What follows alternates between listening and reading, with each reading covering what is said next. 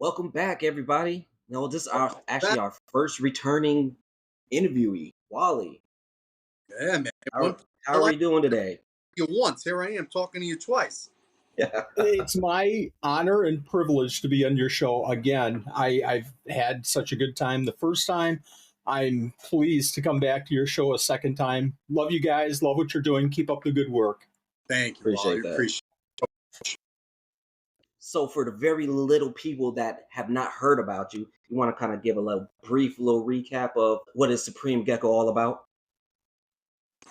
Anthony, I think he said brief, didn't he? I was Yeah, just going to say the first one. Wally doesn't do anything brief. But stage is yours, man. Elaborate for everybody that doesn't know. God bless. Tell everybody who you are, what you do. This is why we're here, man. This is for you.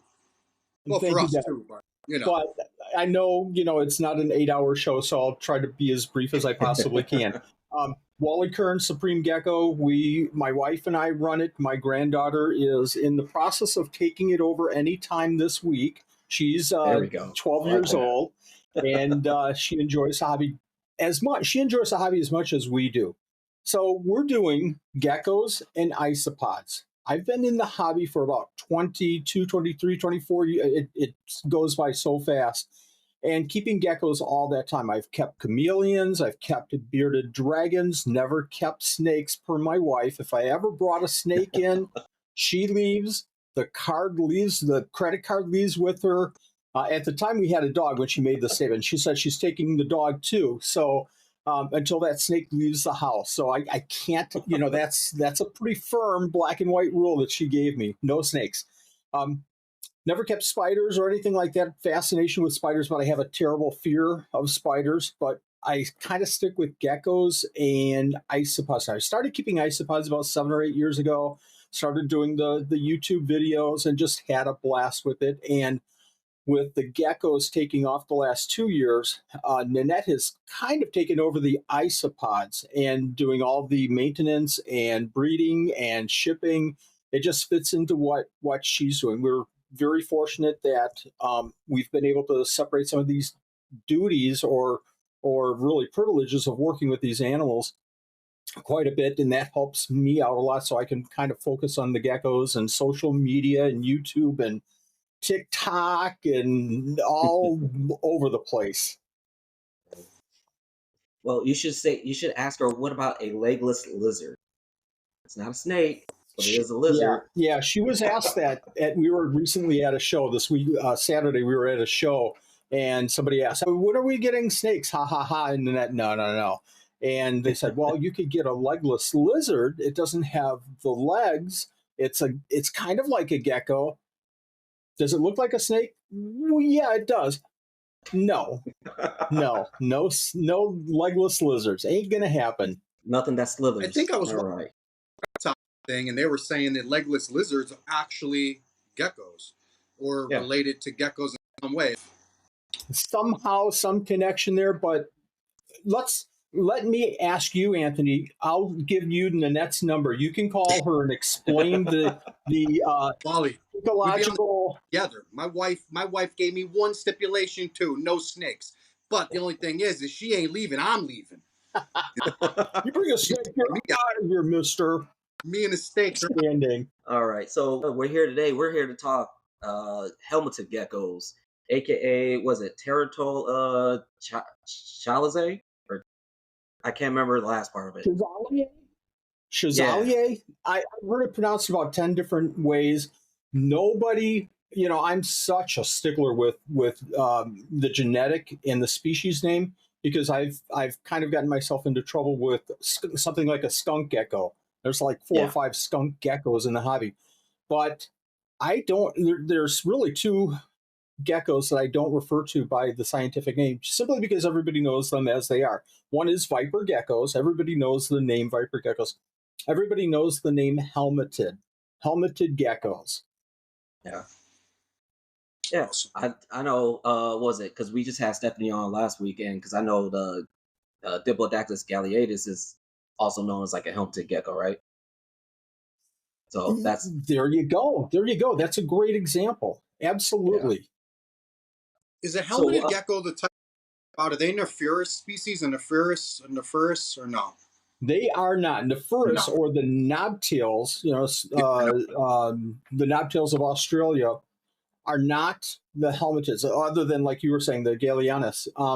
The true helmetids, as we know them in the hobby, more commonly the helmeted geckos, are actually an African gecko. They're on the northwest side of Africa, right? Really on a really thin strip of land, and it's very, very, very unique in its environmental kind of habitat. It's very unique, and thus that transports over to how we should keep the helmeted geckos in the hobby. So very different animals. Nephurus, very, very, very dry, and a lot of people try to keep helmetids dry too, but there's some little quirks there as well. But Nephurus, more commonly the Australian geckos. Yeah. Awesome. So, what does their natural habitat look like in Africa? Absolutely. So, again, people will keep them as an arid animal, and you should under most circumstances. But there's a little trick to the helmetids, especially with the babies.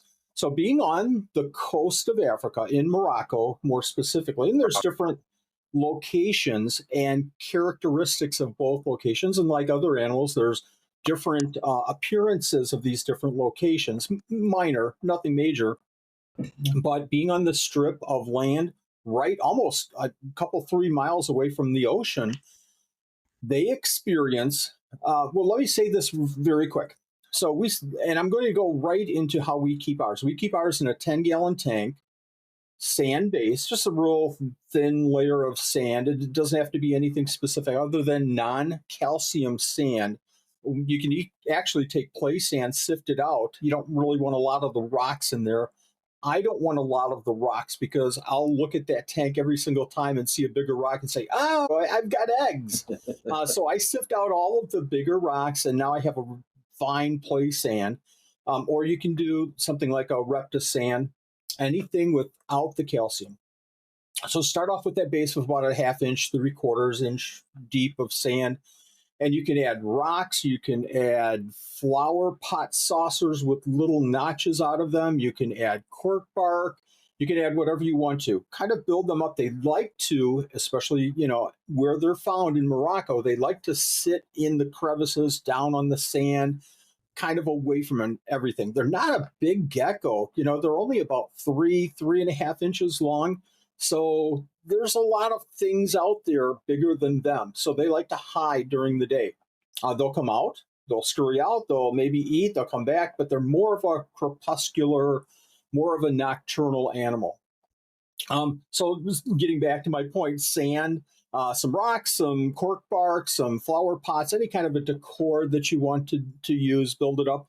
They'll seldom use that decor during the day except for hiding, and then in the dusk and dawn times of the day and at night, they'll climb and they'll explore, and that just adds, enhancement to the whole enclosure. Again, we keep ours in a tent, and it works out really, really well. Screen top.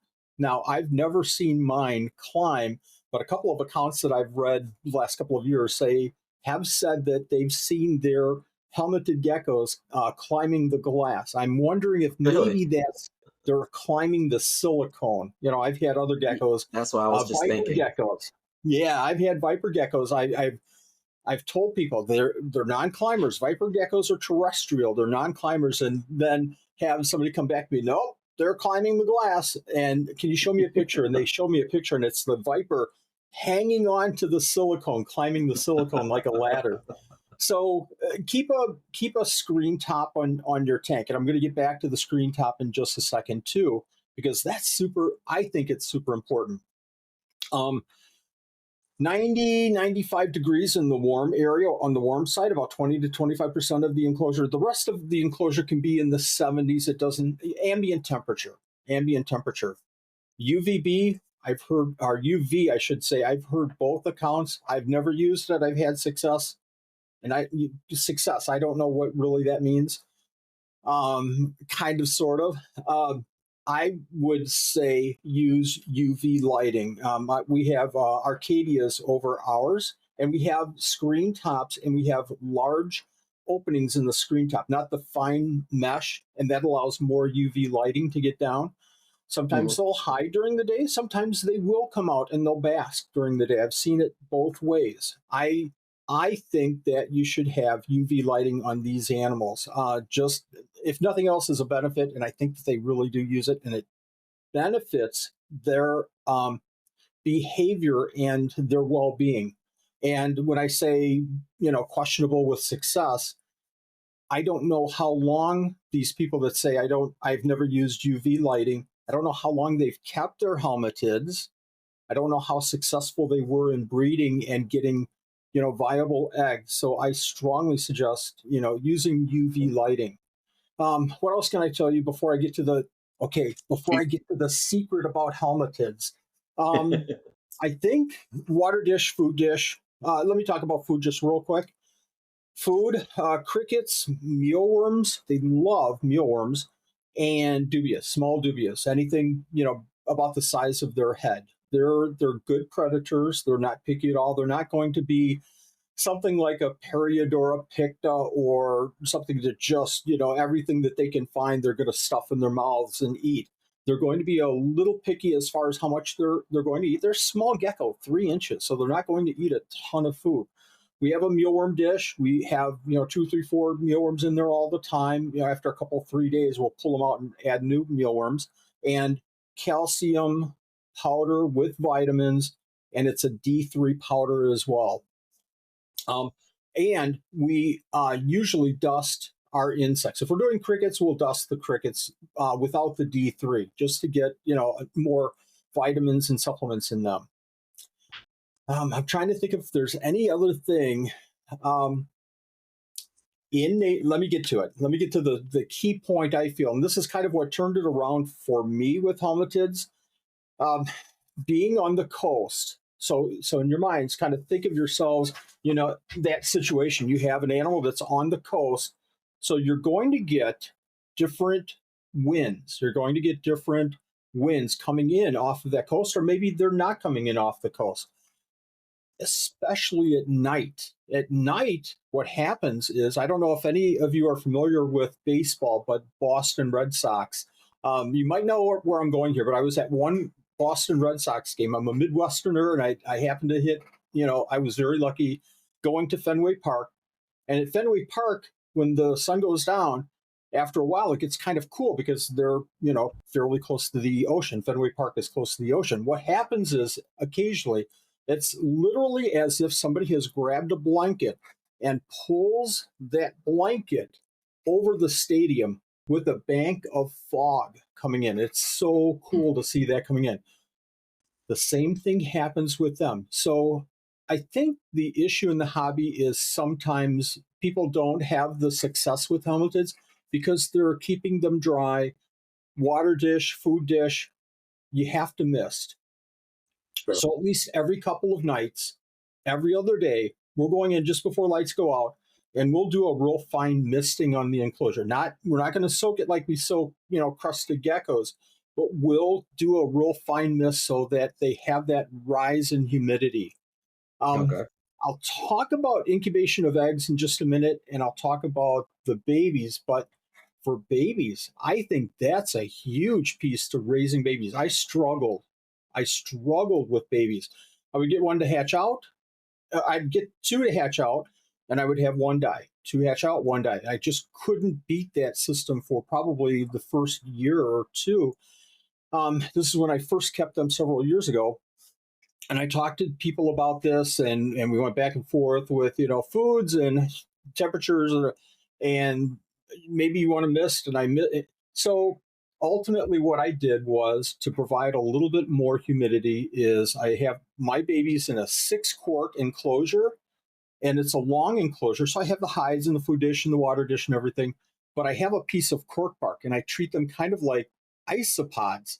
That cork bark, I throw sphagnum moss under that cork bark. So when I feed every other day my babies, I'll lift up that cork bark and I'll mist that cork underneath the cork bark, the sphagnum, and I'll keep that area. So half the time I'll find that I don't feel like the babies need, 70-80% humidity all the time, but I think they have to have an ability to To gradiate, regulate, to have regulate. a gradation, is that a word even?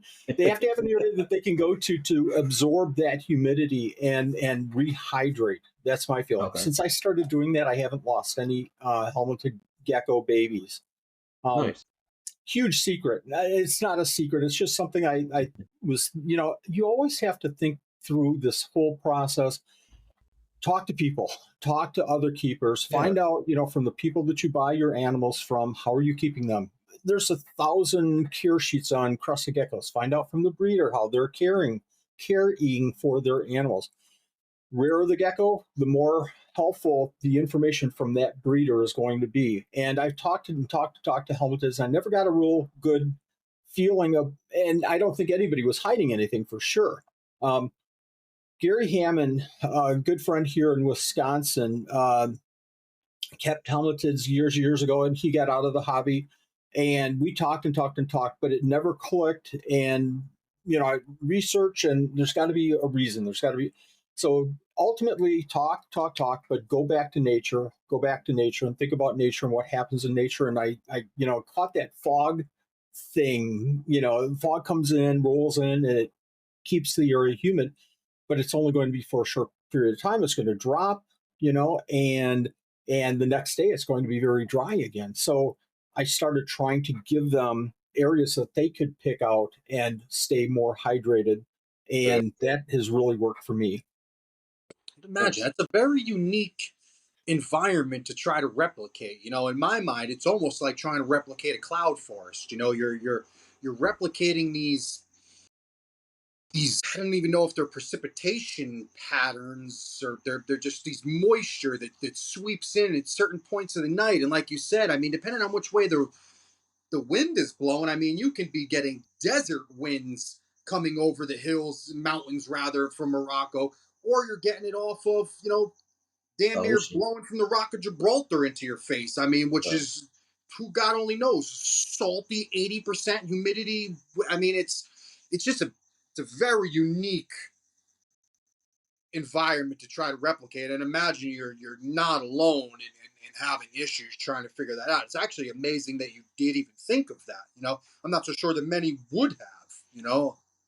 I Uh, I have a really good friend in the hobby, and you guys might know him, Ryan McVeigh.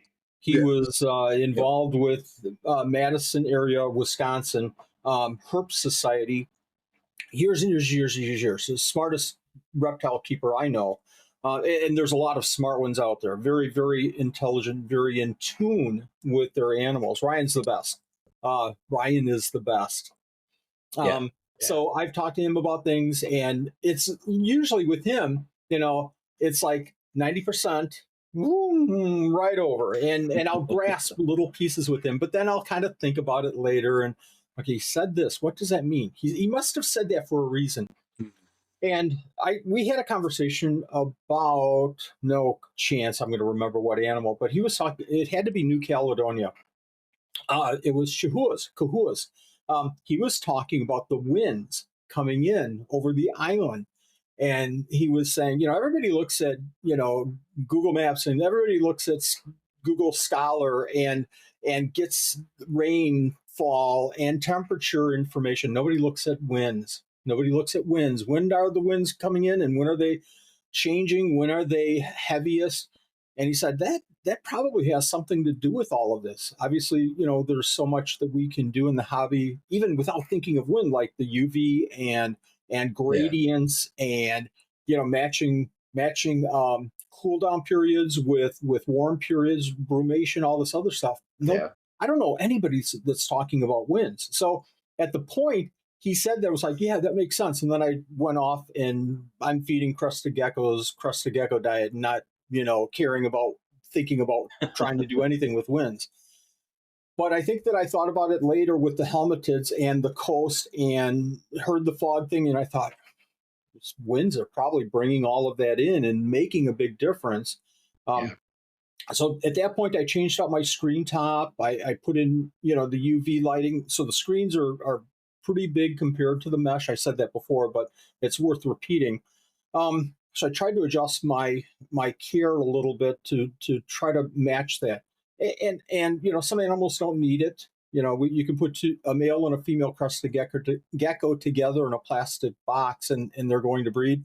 But some animals, I think, require it a little bit more, and not just from a survival standpoint, but we need to try to start working more toward thriving. We need to make sure that these animals are thriving instead of just surviving. Absolutely. Yeah. Now, these screens that you have with the bigger holes, if anybody wanted to, or say was having issues with their helmeteds and they wanted to find these screens, are you making them, or are you buying these screen tops from anywhere in particular? Or? Oh, I'm sure I found them on Amazon, 10-gallon, tank screen top.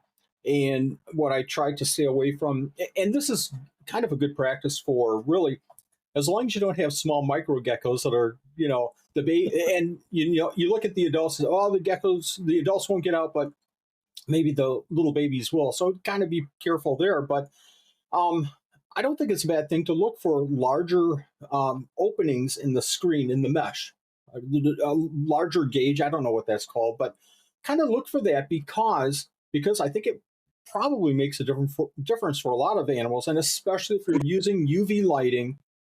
The tight screen weave is going to stop more UV light than a looser weave, larger holes. Larger holes allows more through, right? Yep. One other question for you too, before we go any further. What percentage UVB lights are you using? When you say you're using UVs for these guys, what are you using? Like a 10.0, or I don't know what Acadia sells, but like percentage. Are you doing the desert one? Are you doing I'm the not doing deserts? the desert one. No, I'm doing. So you're probably doing the 6%. Yeah, I think that's what it is. I don't think it's called jungle. I have all the information. I'm good at keeping things in spreadsheets. So if I have to go back and oh my gosh, so I'll have little reminders and things, and I'll actually write dates on boxes and stuff like that. So I'll go back to my spreadsheets. There's like no room left anymore up here. I'm getting so old. So everything's in a spreadsheet, and it's not jungle. It's. I think you're right though. I think it's the next one up. Yeah, it's probably like the 6%. Or I know I use for most of my Aussie stuff, I'm using either 12 or 14%. Because they need it. Like I've tried using what was it? Oh, that the one from VivTech. It was the LED. It's the LED UVB that he has. Yeah, it was like First Call or something. Yeah, but no, my chauffeurs they did not want to go over by it. I don't know if it just wasn't strong enough. But I replaced it with a 12% Arcadia bulb, and my female was always going under there. Like she would look for it. I know we're talking about helmeteds, but I've got to stop you for a second. Let me ask you, and my goodness, talk to Ryan. This is something that Ryan eats up. He'll talk, he'll talk your ear off. But how big of an enclosure are you working with your you said Strophoros, right? Mm-hmm. For that one, it's a 16 by 16 by 16. So probably a little bit bigger than, a little bit bigger than most people with the 12 by 12 by 12. A lot of people use 12 by 12 by 12. 16, a little bit bigger. I wonder if it's the focus of the VivTech lights. And and that's what it is. That's what I figured it was. I figured it was because it was a concentrated area instead of kind of a little bit spread out. So she wasn't looking for it. But once I put the Arcadia, I think it was like 12, 14%, and it's the linear bulbs, the T5s. So found it, and she was always just basking underneath it. Perfect. Because it's 16, 16, 16 it was for a pair. So make sure they have, because I had them in a 12 by 12 by 18, and I just wasn't getting any good results. So I had to move them up. And then next they start Ryan giving me eggs. Probably confirm this all, and I'm probably speaking out of my ear, but he'll know for sure. He'll be able to tell you for sure. Yeah. I would love to get him on here and so we could talk Oh, some UVB. I just like actually literally just listened to him on the Reptile Gumbo podcast. He was just on What's there. done some work with some lights. I remember watching him on a podcast, and he made a really, because this is something, I mean, again, I've been keeping reptiles since I was a kid, right? And I've always wondered, I've always said, when we turn a light on and you go to the reptile tank, you're taking them from the middle of the night to the middle of the freaking day in a second. That's not Yeah, normal, right? Like reptiles need a period of time to warm up and to yeah, thermoregulate. You just cut a light on in the middle of the morning, and it's this can't be right for them. Even now, I'll always go and I'll turn my regular lights on, and I'll come back in an hour and a half, 2 hours, and I'll turn the UVB on, and I go through this whole spiel. And then I stumbled across a video of him trying to, I don't know whether he was designing or working with someone to design, but they were coming up with this light that actually came on that warmed up over a period of time, and that was the last I ever saw of it. I never saw anything again. But it was doing just that. It would almost like a dimmer. It would reverse dim the UVB over a period of time. And I thought it was yeah. brilliant. I'm like, no one done this yet, and I Well, haven't there's a saw. couple. I said there's a couple people that are doing that now. I said you got Arcadia with the Luminize. They have a where they control it with the app, and Right? That's just a regular yeah, yeah. LED. No. Oh, It's UVB.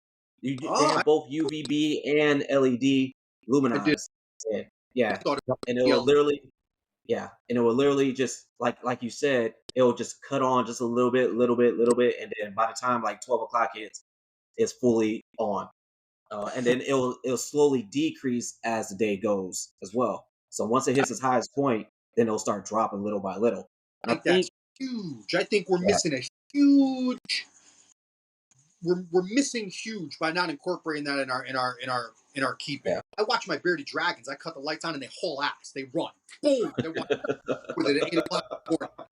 You know, so how big of an enclosure do you have your bearded dragons in? 120, 120 glass fish tank. Yep. They love it. So, same thought that we just talked about with the Strophaurus. You have a small 40-gallon enclosure, which is, what is that, 2 feet smaller than a 120 or 125 or whatever? You have a smaller enclosure, your light goes on, it's probably going to get at least half, if not more than half, depending on the light, of course, of that 40-gallon. A 125 is probably going to get maybe a third or less of that tank. So they're going to that. So you talk about the gradual increase, like in nature, the sun comes up and gradual. If you have, your bearded dragons in a, this is a gross example, but a 10-gallon tank, 20 inches long, they have no choice. No Yeah, choice. they just gotta take it. So it would be very, very, very important, I feel, to do that gradual increase to get them warmed up and accepting. And you have them in a 125. Maybe it's a little bit less important than, that terrible example that I just gave with the 20-gallon or 20-inch 10-gallon tank. But it's important. So maybe the key here is, if you're going to keep your animals in a small enclosure, you need to refine and be very specific with what you're doing. You have them in a 125. If you have a pair of Strophaurus in a 125, they right. Well, you'd have like 20 of them in there, right? So No, you have no. you have your 125 and you have Strophaurus, another terrible example, but they're going to eventually find that area that they want to get to help them, with their health. That's my feeling. Maybe they don't. Maybe I'm completely wrong, and they'll never ever get there. But my feeling is that if you provide it, and maybe a 125 for Strophaurus is way bad example, but I think that they'll eventually find it. So the key here is that the smaller enclosure, the more fine tuning you have to do. The bigger enclosure, the more you can just turn it on and let her rip, kind of thing. Not that you should ever do that, I know that. I feel terrible, but I work. I got a day job. It's like at some point, like I gotta cut it on, guys. I feel terrible, Yeah, and I yeah. And like I said, look that's why I think like that Luminize. at technology and Yeah, Bluetooth outlets. I can't find anything that can really. It'll work with LEDs. I found a way to buy these Wi-Fi plugs where I can brighten and dim LED bulb, but it just doesn't work with the ballasts on these UV lights. It's just not, it Yeah. doesn't work. It just cuts on, Yeah. you know? You just gotta, like I said, you gotta either rock with those Arcadia ones that they just came out with, Well, now, or I yeah. can't But believe I think Ryan's working on that as well. So he said he was working on a few things this upcoming year, and I think those might be one of them. So that'll be a good one. He is. I talked to Ryan Saturday, but we talked mostly about kahuas and the melanistic. This, Anthony, this should get you going. Yeah. Melanistic kahuas, and I tell you, I've got to put my coffee cup down for this one. So I was holding this jet black kahua in my hands, and the drool was coming down my chin and dropping on the uh, floor. They are did smoking hot. So did Ryan and you I get to sat see there. him at Tinley? I saw them at Tinley, and Yeah. I have some pictures. I didn't want to share until he was ready to start sharing. Yeah. But seeing these and babies now, more Yeah. babies are coming through, and we talked about genetics and is this line? Is it genetics? What do you? And we talked and talked. So two. Now you have two shows with Ryan, one on lighting and one on kahuas and melanistic kahuas. Yeah, Yeah, yeah, I I'm gonna, saw them at Tinley, and I was like, man, and Right. he was only they were like $1,000. I was like, should I? Should I? Yeah, but that's I was for like, a Hua. yeah, yeah. It was he's selling for like 1,000 for the. Give him It 2 grand. was yeah, I believe they were like hit for yeah, I believe they were a hit, Maybe they weren't the but melanistics, but they were, through it. hit I for don't know. Miller. I don't know. Yeah, but I I think he said know he was Anthony proving right out the now. super form as Yeah, well. yeah. I know Anthony right now has 2 grand, and after this show, he's calling Ryan up and saying, "I want two." Right? Listen, it's like something I dream of, like I heard him speak about him. I never got to see one. I've watched YouTube videos where people were at shows where they interviewed him and spoke about him, but I can't recall actually seeing the melanistic Chihuahuas in his hand. I can't. Oh, he had him there. I've spoken again, like I said, I've spoken to people that have seen him or talked to him, or I just haven't. But man, I dream of it, man. Like I know it has to be there. I know. Maybe there's a reason why the higher beings are saying, "Yeah, I don't want to really show you these just yet, Anthony. You're not ready for this right now. You're not ready for this." You're not lying, and I'm okay with that. Still learning, I'm definitely not one to shy away from putting in my work, man. I don't want No. anything just handed to me. I don't want to, I have this mentality in my head, and I'm going to go off on a little tangent real quick. Yes. That these animals came into the hobby in a very small group and all looked very similar. And from that small group of animals, we have selectively bred, paired, done whatever we have, and made what we have today. If a hobby can do that, and a hobby can put in the work and learn and do all of these things, then I can do it on a smaller scale. I No can doubt about it. I can learn, I can selectively choose traits and pair them with animals and get my ultimate goal. Now, it may take a lot longer than just going to buy something, but I really honestly prefer to make these things my own. And I know I may just be banging my head against the wall. I know. And I know 100 people are going to probably tell me I'm wasting my time and there's faster ways around it. But I don't do this for anybody else. I do this for me, Yeah. right? This is for my personal satisfaction. I'm the one learning, and I need to learn with my hands. I need to learn with my eyes. And I just not that I'm taking anything away from anybody that goes and buys a $10,000 gecko and pairs it to another $10,000 gecko, and you instantly have $15,000 geckos. That's great. That's great. But in my head, I'm going to learn more going the other route. I'm learning And what pair, what gene works with what trait, what characteristic, what I'm looking for, what I'm, the subtle differences and changes throughout development. I have 27 Chihuahuas. I didn't buy a single adult. I was adamant about buying babies and watching them develop from the egg to adulthood. I want to know what every single one did and how they changed from when they popped out of an egg, arguably, until they're adults. They go through so many different changes that I just didn't, I wouldn't know what to look for if someone just said, here's an adult Chewy, this is what it looks like now. I have babies that look like I don't know what and what I'm keeping or what I'm Yeah. pairing and growing out or selling. I would have no idea. So I had to start from the ground up. And I kind of relate that to Periodora picta for me, and in no way at all did I mean that you're not ready for them as far as working with them. It's a financial thing. The higher beings are saying, if I show you one of those black kahuas, you're going to buy $10,000 worth right now. But getting back to your point, Periodora picta, I kind of after talking to Ryan Saturday, yesterday was Saturday. After talking to Ryan Yeah. yesterday, um, and seeing how he was talking about the difference in color, but he can tell right away, right from hatch, that it's a melanistic. okay. But non-melanistic and different colors. He showed me one that didn't have any markings. It was as gray and blah as you've ever seen any animal. It solid gray, no markings on that kahua. So I think it's a little bit like that with the kahuas. And, Stone Gecko are doing some great things. LAC Herps are doing some great things. There's a lot of people doing some great things with the kahuas and going down one line, reds, going down another line, whites, going down reds with the white collar, which is super cool in the hobby right now. I think that it does take somebody like you that will look at it and say, I'm going to hold back. I'm going to hold them back.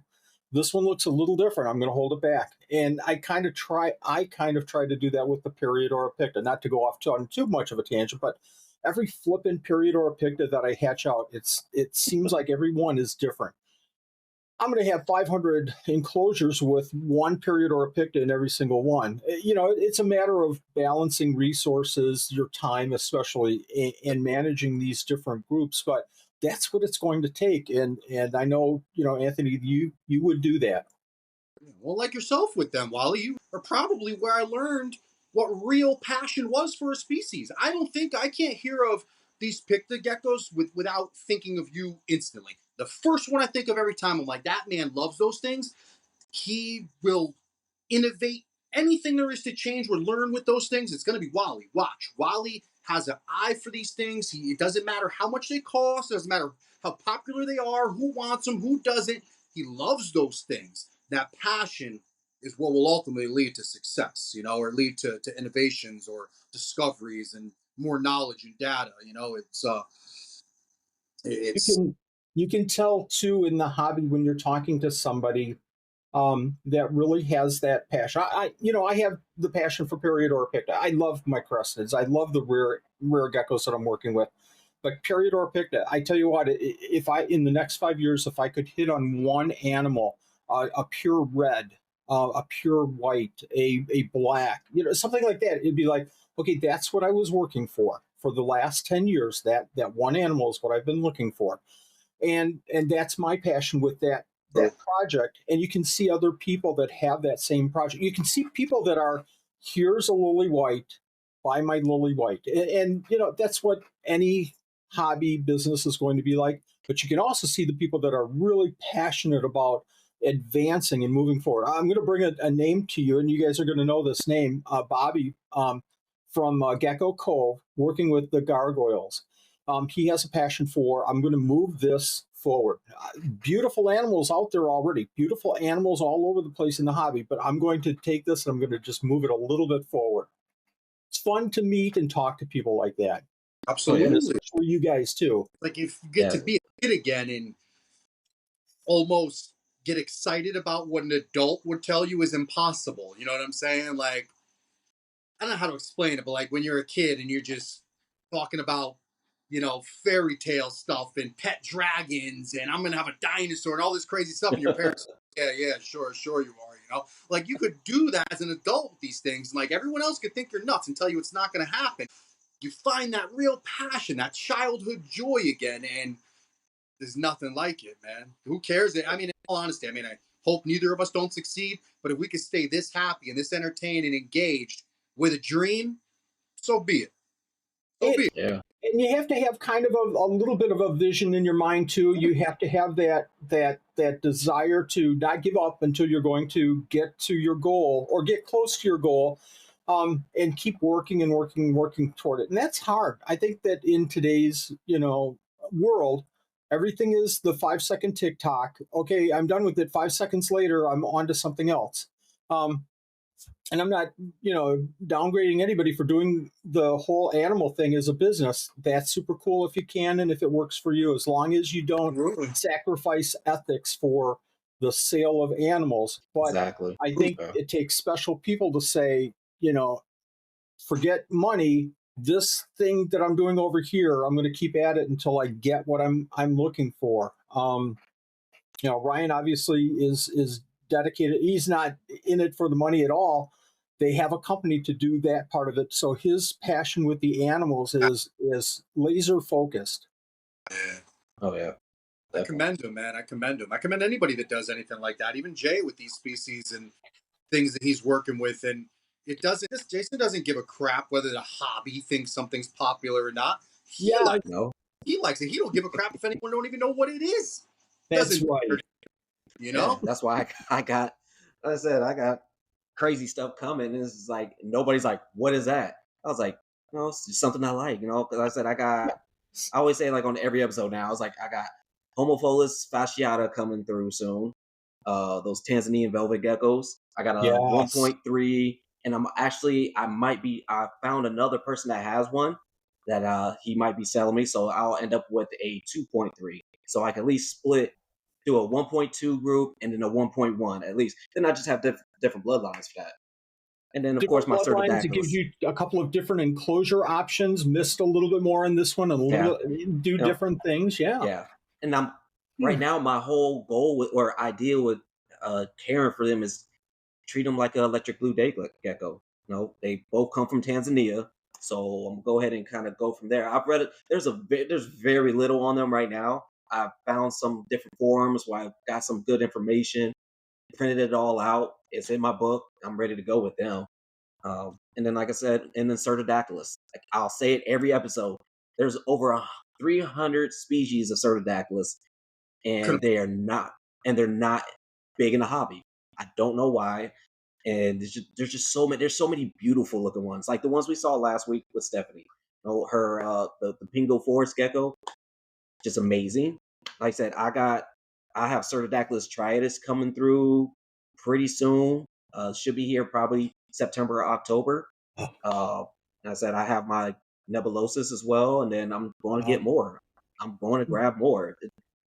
For them, you have me right at the top of your list for the babies, right? I got you, Wally. Definitely, you already know this. You heard it here, folks. You heard it here.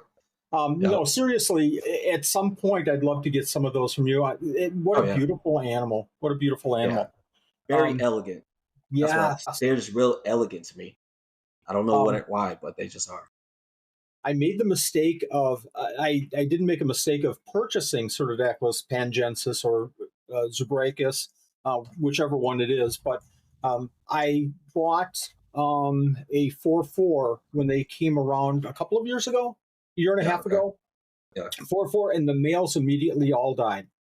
And more research, and I found out that that's fairly common for the males to die. I don't know why, but females are doing great. Wild caught. Females all, let me eat. And they're doing great. So Jim McDermott, I was able to hook me up with a male. We're so far off topic now, it doesn't matter. It's fine. It is what it is. I'm sorry about this, guys. We'll get back to it in a little bit. I'll keep this really super short. And so Jim hooked me up with the male. I moved them into our bedroom. So all my facilities in our basement. We have a leopard gecko on our first floor. The second floor is my day geckos, gold dust, and a velvet gecko. Nothing up there. Anyways, in our bedroom is 3 day geckos, giant day geckos, and they run around, they play, and it's super fun to hear them little tip, tip, tip, tip, tip. But I have another tank of the Pseudodactylus pangensis. So at night, as lights go off, about a half hour after the lights go off, I'm not going to do it for your show, but it's about as loud of a squeak as you can. Oh, yeah. You've heard it, right? Oh, yeah. Yeah. From your Pseudodactyls? So it's like, Wally, your animals are talking. Tell them to be quiet. Oh man, yeah. I'm definitely not looking forward to that part. Like when me and my old lady move in, I already told her, I was like, "You ready for this?" Because those things are loud. And They're then we're getting loud. frog. Yeah, and we're about to get frogs too. So I was like, I hope you're ready for all this because you might not be sleeping for a while. So you Love, get used to this. I love the sound things make. That's half of what drive. I mean, I don't want to go on one, but when I was a kid, I would start keeping animals and building enclosures because these were places I dreamed of being, right? So I used to love Jimmy Buffett. I loved Indiana Jones. I always dreamed of being this crazy geologist, archaeologist, traveling sailor, right? So I would build these little jungles or deserts and these crazy things in these enclosures, and I sit in my room at nighttime and listen to the crickets chirp or things banging on the walls and scraping and scratching and just dream of being in these places. And I come in my room now and have a couple frogs and some of these geckos make noises, and I couldn't live without it. I guess, man. I love the whole thing, man. There's a Jimmy Buffett song called "Cowboy in the Jungle." Damn, man, it's my life, man. I think it's a different way to appreciate the Hmm. animals and to stay more in tune. It's weird, but my wife, again, she'll hear them and she's good at it. I'm just kidding with her complaining or commenting. I shouldn't say complaining, but she'll listen to and oh, they're talking again. But for me, it's like okay, they always chirp 4 times. Listen, listen. All of a sudden, the last 2 days in that, did you hear their second chirp was a little bit less volume than their first, third, and fourth chirp? Listen, see if you can hear it too. See, their second chirp is quieter than their other chirp. It's crazy, man. Awesome. It's a different Oh world. man, Uh, yeah, People it think because really we is. don't speak the same language as animals or something, that they're any less intelligent or that their social structures are any different than ours. It's these are living creatures, man. They wake up, they sleep, they hunt, they eat, they pair, they give birth. They do everything that the human race does, just in a different world, if you will, man. They have different ways to attract the opposite sex. They're chirping. I had the velvet shirt opened up to my navel with the gold chains. Little Saturday Night Live. So There that's how you I go. got into that. Please, please, viewers, don't try to envision that. Yeah, man. So back to Oh these man. helmets, if we have to. Yeah. What drew you to them? What after everything you've kept for as long as you've kept geckos, what made you say them? That's what's next. um, a couple of reasons. Number one, they weren't in the hobby. So we went through a period of probably 10, 15 years ago. Again, I've got to bring up his name. Gary Hammond had palmatids, and it was like, yeah, Gary, you've told me about palmatids a million times. I know they're super cool, excellent, but they're all over the place. Why should I keep palmated geckos? Oh my gosh, look at these Nephurus, these Australians. Oh my, look at Stropurus. Look at how cool. Nobody has these, Gary. You should be keeping. But Wally, these helmets are, and then all of a sudden they weren't in the hobby. Hey Gary, do you have any more helmet? No, I don't. I'm not working with them anymore. So then it's a period of years. Nobody had them. Nobody had them. Um, I had this is a funny story, but I traded with a good guy from Josh's Frogs, and um, I actually bought a pair. I bought a pair from somebody, and it turned out to be two females. So then I had to look for a male. Who's got a male? And that was a year, at least maybe 2 years. Who has a male? Couldn't find. And then somebody comes to the table, one of our reptile shows, and a good customer, he always comes, but he's got isopods. And I'm talking about animals, and somehow the conversation went to helmetids, and he said, "Oh, I've got a pair, and I don't really want to keep them anymore. Maybe you want to keep them and do something else. I'd love to, and I'll give you babies if you want." And so we worked out so I could get the male and the female. So now I had the male and two females, and one of the females died from my first ones. I think they were a little bit older. So now I'm back to 1-1. Then I talked to Josh's Frogs, and I got another female. I think Josh's Frogs might be, if there's more than Josh's Frogs breeding helmeted geckos, I'd be surprised. So it's a little bit of the rare factor going on. Not a lot of people are, so it's not, oh, these are super rare, so this is going to be, ego, and this is rare. We're going to lose this animal to the hobby. And I've lived this with Pachydaculus, so many Pachydaculus that I had and some that I didn't have, and thought, oh, they'll always be available. And all of a sudden, Pachydaculus aren't out there. So now I have that kind of hoarder's mentality with, oh my gosh, we're going to lose this animal. So I got the helmeteds and learning and trying to do things, and now I have I'm getting eggs, and I just hatched out a baby a little bit ago, and now I'm kind of rebuilding on what I did probably about 6 or 7 or 8 years ago. So a lot of the reason why I am trying to move forward with helmetids is to keep these animals in the hobby. And if anybody else is doing the same thing, that's where we need to come together and share and do better as a hobby to communicate, what we're doing differently. And if one person has success, let's talk about your house and how humid it is and some of the things that you're doing different than I am. If you're having success, or if I have success, I'll absolutely share it. Yeah, absolutely. So for like when you're doing your breeding and stuff with them, right? Because you said that they're kind of like on the coast of Morocco, right? So do they have to have a good solid brumation? Because being on the coast, maybe you get those cold winds that come through during the wintertime. Later. Yeah. So do they need a harder brumation than most other geckos would? I didn't find it to be any different than what I'm doing with most of my other geckos. So my Pachydaculus, my arid animals, my leopard geckos are a little bit different. I really baby my leopard, and I don't know why. I just always have, and it's always worked out. But I baby my leopard geckos, and I turn down the heat and the lighting too, for a period of about 3 to 4 to 5 weeks. Every week it'll go down a little bit more. The heating and lighting will narrow down to probably about 6 or 7 hours a day. But my Pachydaculus, and the heating goes down from 85 hotspot. I just turn it off, and the whole tank will get down to about 67, 68, and it stays like that the whole winter.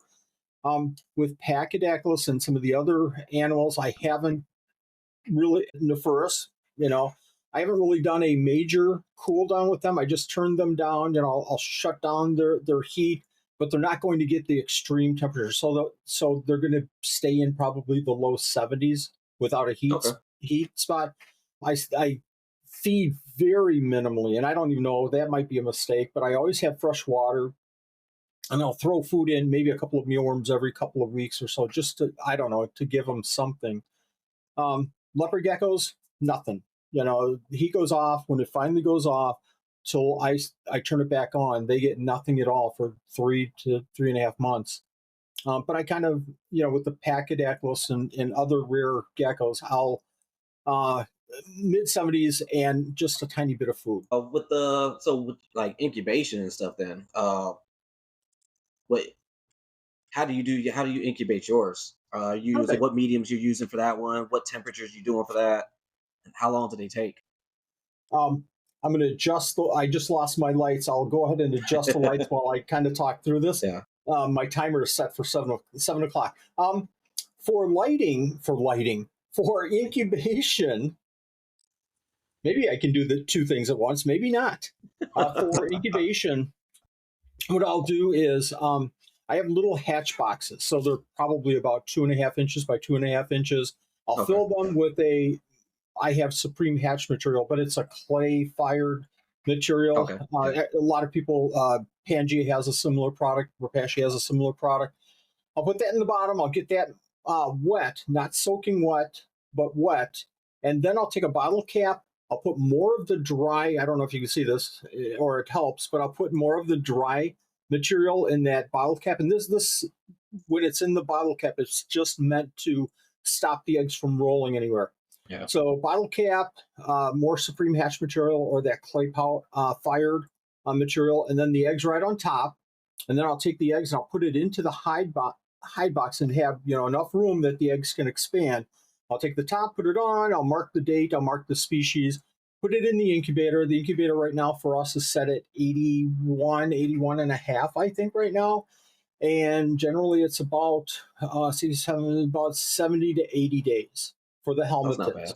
So That's not pretty, bad at pretty all. stable. So, as time goes on, that material sometimes will dry out. And the cool thing about the clay fired hatching material is that if you wet it down, it goes from light color to a dark color, as you guys might know. But then as it dries out over time, it'll start turning lighter again. So I'll take a diffuser bottle, one of those with the knob like this, and I'll put that diffuser bottle in the corner so I don't splatter the eggs or get them wet. And in the corner, I'll add some water to hydrate the spring material. Yeah. People are looking for this material. You sell it on your website, right? You offer this right for sale on your website, and probably user bottles too. You guys could check out Wally's website. He sells just about anything you guys need to be successful with geckos and isopods, man. Honestly, check out. Great prices, extremely competitive, awesome products. We have them priced for the hobbyist. We're losing money on every item that we sell, but we make it up in volume that we sell. No, that doesn't sound right. You also because I was looking on your website, you do fire brats as well now. We do. That's been a huge plus to our facility. And I tell you what, a lot of the foods that I raise myself in our facility and feed from our bug room. I have a small bathroom, half bath size. It actually was the half bath to the daycare center before I stole the daycare center from my wife. But that little room I have, with our dubias, and I put our crickets in there when we get crickets in, and we have dwarf whites, and we have mealworms growing, and we have all kinds of stuff, and peanut beetles, and we have fire brats. So a lot of these foods I'll keep on hand to feed occasionally to the geckos. But I tell you what, if in the middle of winter or like now in the summer, hey, I hope you don't mind, Rainbow Foods, I need small mealworms. Yeah, it's kind of hot. We're not going to be able to ship for about 2 to 3 weeks. What? Yeah. What? And we're ordering 40,000 micro mealworms a month. If I'm out of micro mealworms, I'm done. So a lot of these foods that I'm raising up, especially micro mealworms, the fire brats now, are an addition to an occasional treat that I'll feed. Peanut beetles, another good example, are a good food to feed occasionally as a treat, something different. I like to see the animals chase down fire brats. It's super cool. But more importantly, it's my backup. If I ever can't get a supply of small mealworms or large mealworms, I have something that I can go back to. Very, very, very important for us. Nice. Weren't you breeding mealworms for a while? I thought I remember watching a video and you designed or had some sifters that you guys were selling or something, and you were breeding mealworms, or at least showing videos on how to breed or keep mealworms. Yep. We do. Like I said, we breed dubias, we breed peanut beetles, the fire brats, dermestid beetles, dwarf whites. We use dwarf whites for our micro geckos as well. Dwarf whites, great. Take a dwarf whites, put a piece of potato down, deli cup, scrape the dwarf whites into the deli cup, put the whole deli cup in the tank, and watch the little micro geckos go crazy. Small newborn day geckos. Oh my gosh, dwarf whites. So what else? Dubias, mealworms. So we're actually in the process of raising all of those animals right now, all of those feeders right now. So we have now again we'll buy 40,000 adult mealworms a month as well. We'll put about 35,000 in the fridge. We'll feed out 5,000 in a week or so. More than every 2 or 3 days. But also I have pans of mealworms kind of in different cycles going all the time. And it's one of those things where, we'll feed the bug room and we'll throw in a potato and we'll throw a carrot in there and just let them go. Now, I'll pull out the pupa and I'll raise them separately. Otherwise, the mealworms will tend to eat the pupa. And then once the pupa hatch, I'll put the beetles into another container and we start another cycle. That's worked really, really well. So again, in a pinch, I can go and grab, probably 2, 3, 4, 5, 10,000 mealworms just from me going in every a couple of times a week and throwing a potato in, and really not doing much more than that. It's such a huge safety net for us. I can't emphasize it more because, again, if we're out of live foods for some of these geckos, we're Yeah, People especially. don't think that, like they're just so cheap. I can always get them. Well, you think that until the weather's too hot, too cold, someone's out of stock. There's a million reasons on why your supply could literally just stop. And if you yes. have a significant collection, anything of like I'm sure we do, a few hundred geckos or more, it's like you can't just like it's not an option. Some of these things, they can eat the mix is a different story, but some of the insectivore species geckos, you have to have that safety net, like you said. There's got to be a backup plan, a plan B, and a plan C, if you will. Yep. And when you said that, I've thought that through and safeguards and everything, you give me far more credit than I deserve. I have so many bad experiences that I can share with people to say, don't flip and do what I did. So obviously, I'm raising all of these mealworms and dubias and things like that. Everything other than really crickets. I don't like raising crickets, but I'm raising everything because at one point I really messed up and I didn't have a plan B or a plan C. So you go through that one time where you don't have food for a couple of weeks and you're scrambling and asking friends and driving to Chicago to get 1,000 mealworms because nobody else has them. That changes your habits and it sets in motion some kind of a contingency plan so that you don't ever have to go through that again. Absolutely. You start thinking about the care. We could can a leopard gecko go without a week or two without mealworms or crickets or something? Sure. Could it go a month? Yeah, sure. It really isn't going to matter that much. Can a baby Strophaurus go a month and a half without any food? Oh, heck no. Right? No. So you start thinking about what can I do to safeguard against that ever happening again. So I have tons of bad experiences that I can share with people to help them not make the same mistakes I did. It's unfortunate for you, but very fortunate for everyone else. Right. Again, one of the things I love about your videos is when I watch and you're like so open about the things that you've failed with. Like, guys, don't do this. Like, I cannot emphasize enough how much you cannot do this. And it saves us, the people out here, a lot of headaches. And it's a very unique teaching method that you have. A lot of people like to hide their failures. Again, I know we spoke about this last podcast, but it's the truth. Nobody's really as open as you are about the failures you've had, and helpfully, it's led to a lot of our successes. I literally keep half of these things because of you, man. I watched your videos with breeding a lot of these things, and I was like, man, they're easy to buy. They're easy to buy. I could just buy them things, man. And then I'm watching your videos, and I'm watching. Like for years now, I've been watching your videos, and it's always, you don't put that hard spin on it. You make it doable for everybody. And I said, well, damn. One day, I'm like, I might as well. The man makes valid points. Like, what if something happens, or this happens, or that happens? I'm gonna need these things, man. So Yeah. Especially y'all being on the East Coast where it gets a lot colder. I was gonna say, do you like before winter really kicks in? Do you buy extra just in case? We watch. We're constantly, and just like probably everybody else that sells animals through the mail, ships animals through the mail.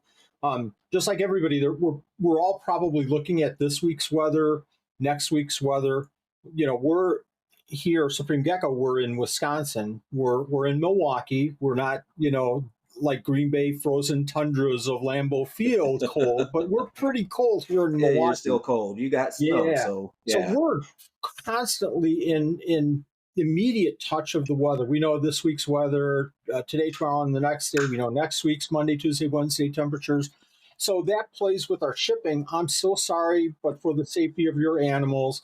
But it Yeah. also plays for, and that's Nanette's side. She does such a great job with that. And people are so tolerant and accepting and caring for their animals more than anything, as you guys, I'm sure, know.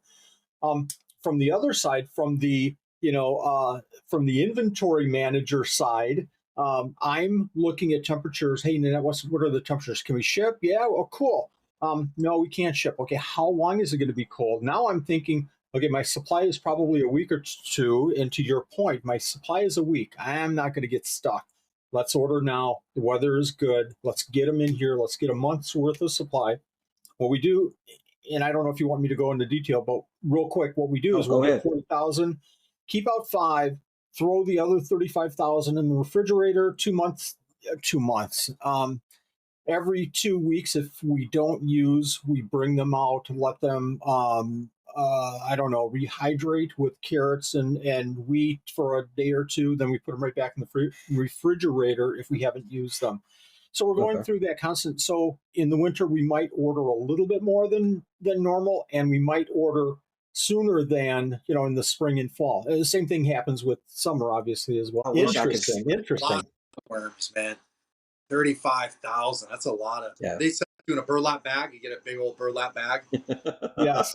So we've refined our process. And again, I love talking about this. And I feel like maybe 2% of your viewers and my viewers are maybe going to catch this point, but it's so important for us as we move forward. So we'll get these burlap bags of mealworms. Well, literally, so it's burlap bags and it's newspaper in the middle. So we'll take a burlap bags and we'll dump it into a 70 quart. And we do that because burlap bag and we shake, shake, shake, and then we'll take and throw it to the side, and then the paper, shake, shake, shake. So this big 70 quart, it has mealworms hitting. So instead of using like a flat 27 quart, and now half the mealworms are on the floor and in my hair, and we'll use this 70 quart, and that'll contain, once in a while we'll see one jump out and we'll have to pick it up, but it really contains them, and it helps us go faster. Bag open, dump, papers, shake off, gone. So we can unload 40,000 in just 5 or 10 minutes or so, instead of trying to get them off without shaking them all over the place. Now, do you Yeah. feed them right when you get them too? Do you feed them before you put them in the refrigerator? Never. So Well, you were just talking about you know definitives. Like, I'm not saying yes all the time or never, but this is a never. This is a never for us. When we get feeder insects in, we're never feeding.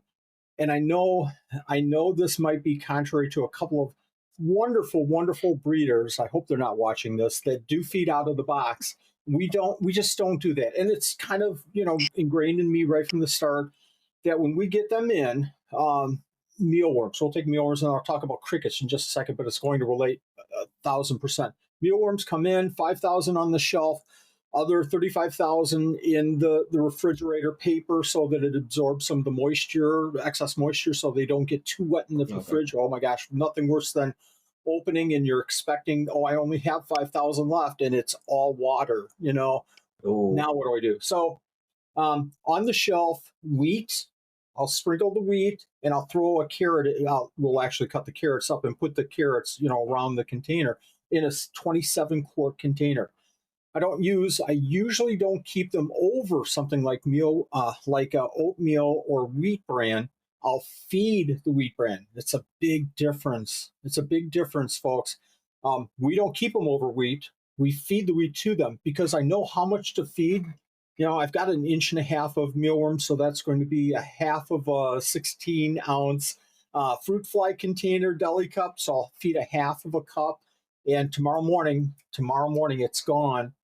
And I know about a half of a carrot, 3/4 of carrot, and the next morning it's gone. So all I have in the next tomorrow, all that I'll have when I'm ready to feed those animals are gut-loaded mealworms with the carrot and the wheat. And there's a big difference when they come in to when we're feeding them the next day.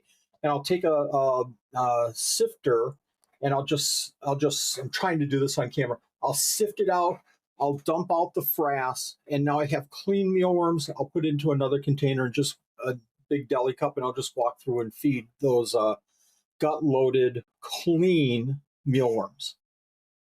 Nice. Make sense? Absolutely. Cool. Absolutely. Cool. I feel like so many people put faith in the distributors, or because the bag comes with a little piece of, yeah, I can't even really say that. I've always had them come with carrots, but crickets and the potatoes, and people are like, oh yeah, they came with food. They're good. I won't feed anything. I mean, that's another huge reason why I raise all my own stuff, but I won't feed anything until I know they've metabolized what I put in them. Like it's just not an option. Like not Yes. happening. So you're doing two things. You're doing, and I didn't mention the crickets, but you're perfect point.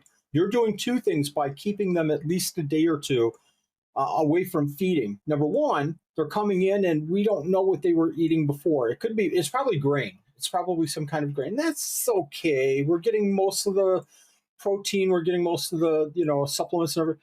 But so number one, you're clearing their guts of all of that, clearing it. 2 days they're going to eat something, that gut is going to be cleared of what they were eating before. Number two, you're filling that gut with carrots or zucchini or squash or oh my gosh, I love Halloween. Why do you love Halloween? Do you like to dress up? No, I love the pumpkins. Give me all. Joe down the block, can I get your pumpkins? You are really weird, Wally. I know. Let me get your pumpkins. Yeah. Oh, trust me.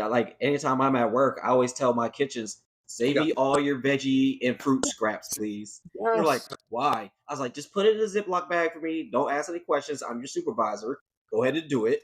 I'll pick it up later. Awesome.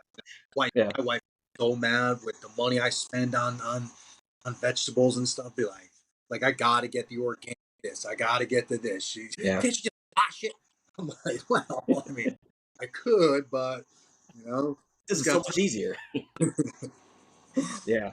Yeah, I do the same thing. I'll go to a Walmart too, grab some diced up squash, I like to use this broccoli slaw. It has like broccoli, I'll have some carrots and some other stuff in there that are really finely shredded, so it's a lot easier for them to eat.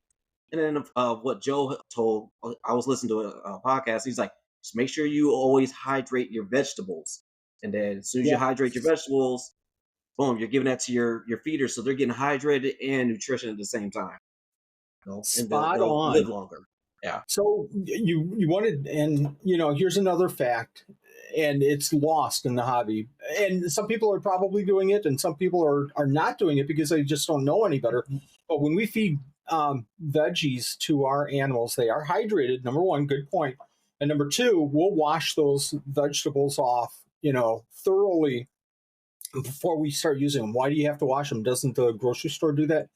Maybe, but I don't want anything from a bug prevention standpoint being on those vegetables that I'm going to feed to my bugs, right? So I'm overprotective of that. We've got isopods downstairs. I'm sorely overprotective of those isopods coming into any airborne pesticides. Pesticides is too strong of a word, but anything that could impact them breeding or living, actually. And the same kind of holds true with the insects as well, the feeder insects. I'll wash the carrots. My wife and I will wash the carrots and the other veggies before we go ahead and feed them. Yeah, nice.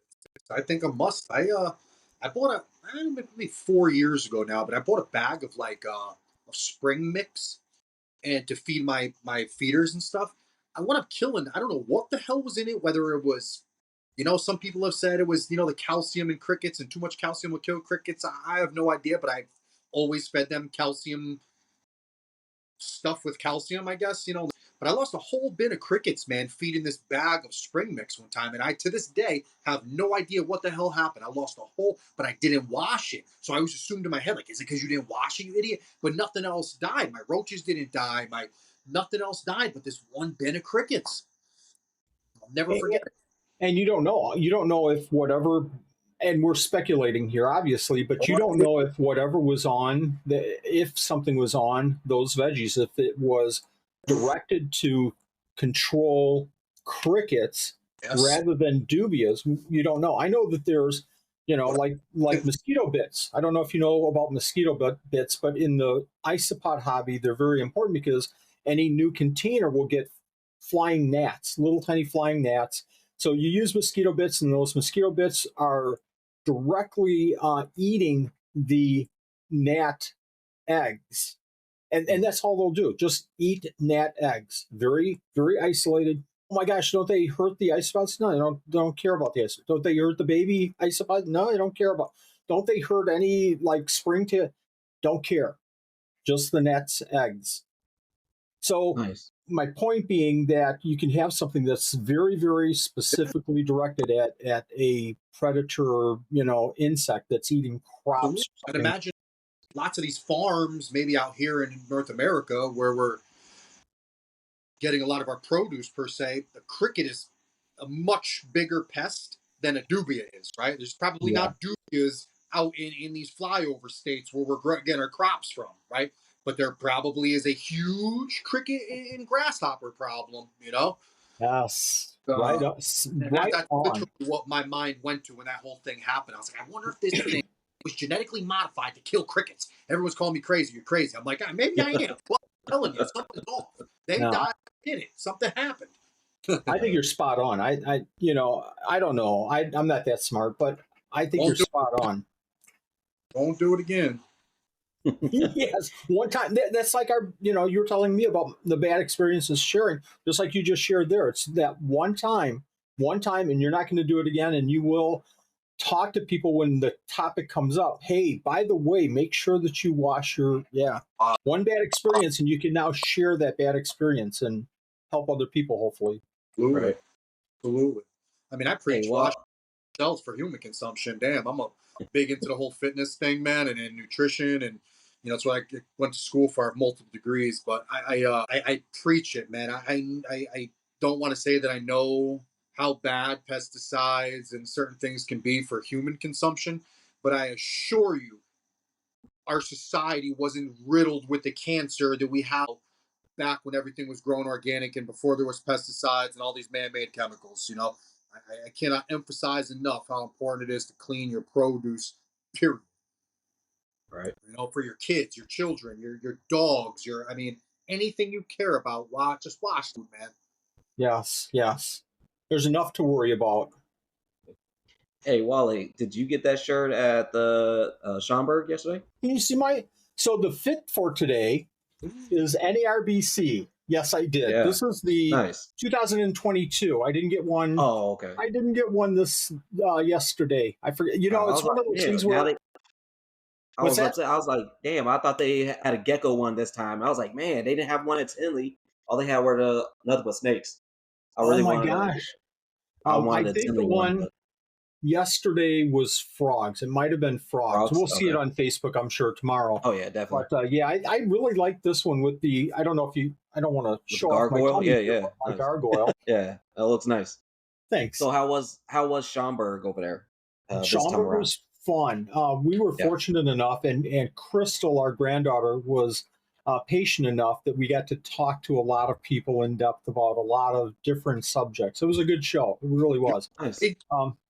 We talked a lot about, surprisingly, our good friends from Scaled Up from Wisconsin that sponsored the show. They're running into some problems with new legalities about out of state bringing their animals into shows in Wisconsin and needing to be vet certified, confirmed that their animals don't have any problem. And the cost is astronomical to the vendors coming in. So they're working through that, and there's a couple of vets that were at the show, and we connected, and it was a good discussion. It's just kind of scary that it impacts them so much, so sponsor like that. Did you go see Bobby? I did. Talked to Bobby for a long time. We talked about gargoyles, obviously. We talked about his display. He has a very unique display, and very nice. I'll tell you what, if you viewers go to a show, if you've gone to shows, if you've done shows and you think you understand and know everything, you are sorely misunderstanding your situation and misjudging that. Go to a show always with an open mind. Again, we've done it for, this is how old I am. We've done it for 20 some years.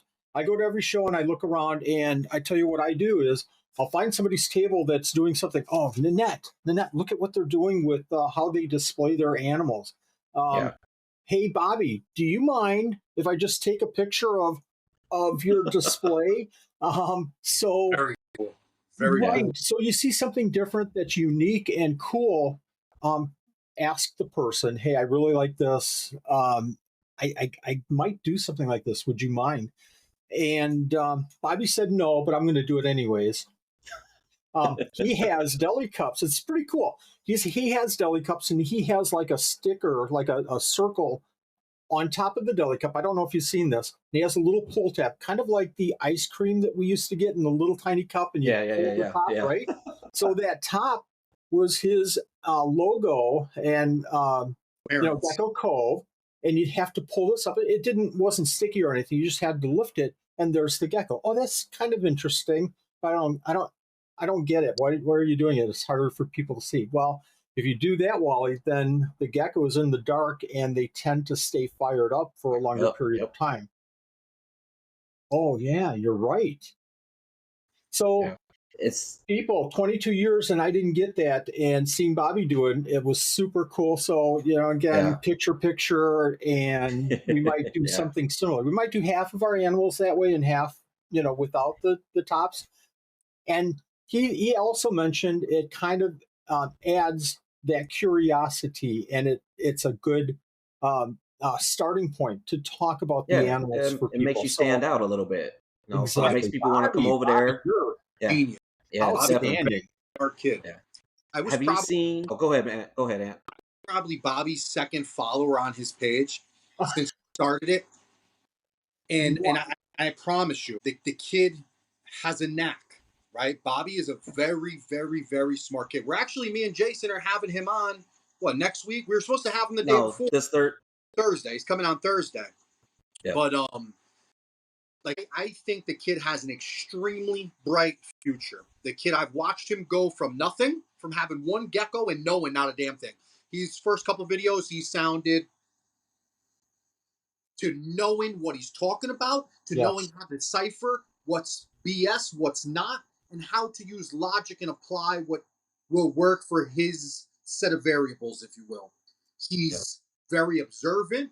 He's understanding. The kid, you watch, mark my words, the kid will be a name that will be a staple in the hobby in 10 years from now, man.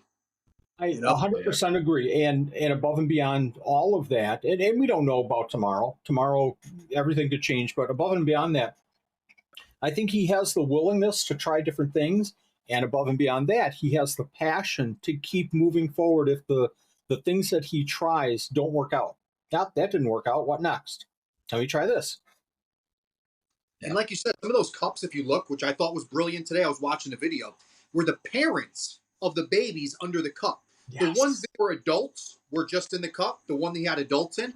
But if you went to the baby cups, the pictures on the cups were the parents to the baby in the cup. I thought it was brilliant. That's really brilliant. Good right there. I didn't even ask him about that one. I just set up with pairings on next to the table. The kid is, and some of it, I'm not going to, expose anything or anything, but some of it I know where he got it from. They're little bits and pieces, which we should all do. We should all do exactly that. What we We should never be offended if somebody walks up to your table and the next show they're doing something very, very similar to what you're doing. You should be honored and excited for the person that they're learning and trying to do things better. That's my feeling. Yeah, absolutely. And it's the same with what was it? Have you seen South Tex Gex when they vend? Have you seen any of theirs? No, I haven't. So he does like a lot of lychees and gargoyles. The bacon line, right? So he does these or not enclosed, but the display units, but they're blacked out, and it's like almost, I forgot what he calls them, but you have to lift it open, and then there's another thing of glass right there, and then there's the geckos staying fired up. So it was really that too. It's just Bobby has, it's where Bobby's just Bobby's just a little bit different because he puts the parents on there, and it's like almost I forgot what it's just a printer, some kind of almost construction paper, kind of, and he just prints it all out. I told him, I was like, dude, I'm about to tap your head for a little while and ask how you did that, and you're gonna show me because I want to know because I would love to do that for the Chihuahuas. Just have the Chihuahua parents right there, boom. Because when you look at a Chihuahua, right, it's like my high pink and greens right now. They just look, they're just brown. You can't really be like, well, these are the parents, so this is what you're hoping they're gonna look like. But right now, there's like this little old brown gecko with some patterning. So anything that we can do to help fire up these animals, we bring them to a show in a darkened container. I get to the show, I miss them. I try to do a little bit of a temperature change on them from home to a show. Anything that we can do. Now, having said that, sometimes they fire up. Woo, yay! They all fired up and they look really pretty. And other times they're all gray. Wow, yeah, look at that red that's really gray. What does this look like when it fires up? Oh, it looks a lot better than this. yeah, So to do anything to extend that period of time or even to get them to fire up, I'm all for. It's a little bit of a business ploy. I don't call it a ploy, but a business way of thinking about it. But more importantly, it's sharing what our beautiful, wonderful animals really, truly look yeah, like in their best potential. Keeps the animals from being so stressed out with the 100,000 Yeah, exactly. Yeah, just waving bags and sounds and noises. It kind of gives them a little security too, man. I mean, you got to think of your animals. And, let's be honest, you're not going home with an empty car. You'll probably be taking some of your animals back home with you. You should ultimately care about your animal's well being before you even care about any sale. I don't need an animal dropping a tail at the show. I don't need an animal stressing out and God only knows what. You have to start, and it's a brilliant idea. Again, I will yeah, give that man credit for that until the day I've been my first show and one up him. But and to be honest, you mentioned it, South Tex Gex. I'm sure he said who he had learned this from or used the idea from. It might have yeah. been them, but he was very open and Oh yeah, definitely. forthcoming with He that will give you information. all the information. And he probably said it, and my mind was like already a mile ahead of what. Hey, Wally steal this idea. really tough too. And I'm not trying to be a fanboy because I'm definitely not like a little weirdo fanboy of Bobby, not quite yet. But the kid's happy to do well. He wants everybody to do well together. He understands that a healthy hobby is Yes. made up of all of us being successful in one way or another, whether you're selling animals, whether you're selling information, whether you're selling products, substrates, ideas, what I mean, metaphorically selling. But if we all can be good and support each other at what we have to contribute, it ultimately makes us all better, right? Yes. Yeah, And he has that. He has that. He has that. And that's one of the things that I think is a gift with the kids, He's always been wanting to learn and willing to teach what he did learn, Yes. and I hate But to say it, but it's kind of unique, it's kind of unique in the hobby, but it's he's it's a rare characteristic, and unfortunately, and I've been lately a part of some of the drama going on and trying to step in the middle and been pulled into some of this. But I think when you said, I'm not a fanboy of Bobby, or I don't see that at all. What I see is you trying to build up and focus more on the positives, and we have too many negatives in the hobby. very good. And it peaks and flows differently, but anytime we can give credit to somebody that has the emotions and passions and good animals and they're Should. doing the right thing, we absolutely have to. That's why pretty much why me and Jason and I put this together is we thought that there was so many people doing amazing things that weren't getting recognized. And you could scroll on any Facebook group and see nothing but drama. What about the good people that are doing great things? What about the people you're not talking about? What about the people that are producing what you dream of having? It's we need to redirect some of this energy, man. Give credit where credit is due. Build each other up, man. Help inspire, help teach. I mean, granted, not everybody can. Some people have egos, and we're not going to change that. But it doesn't mean that you have to become what they are. I had a buddy one time, and he always used to say to me, and I'd get so mad when I was younger, and I had some anger issues and whatnot. And he'd always say, Anthony, why do you get so mad at with who they are? Why do you get so mad at with what they do? How about you just simply focus on becoming the change you want to see in other people? And I said, damn, Rich, right? It's kind of like the turn the other cheek thing without being so whatever. I don't have to turn my other cheek to be what I wish you just were, I don't have to need you to do anything for me to be a good person and treat people decent. It's free. It's free. It's free to give credit. It's free to acknowledge someone for doing something. You don't need to be jealous. Jealousy is like having a bag of sand on your shoulder, right? Like you Yeah. walk around with this Weighs you person. down.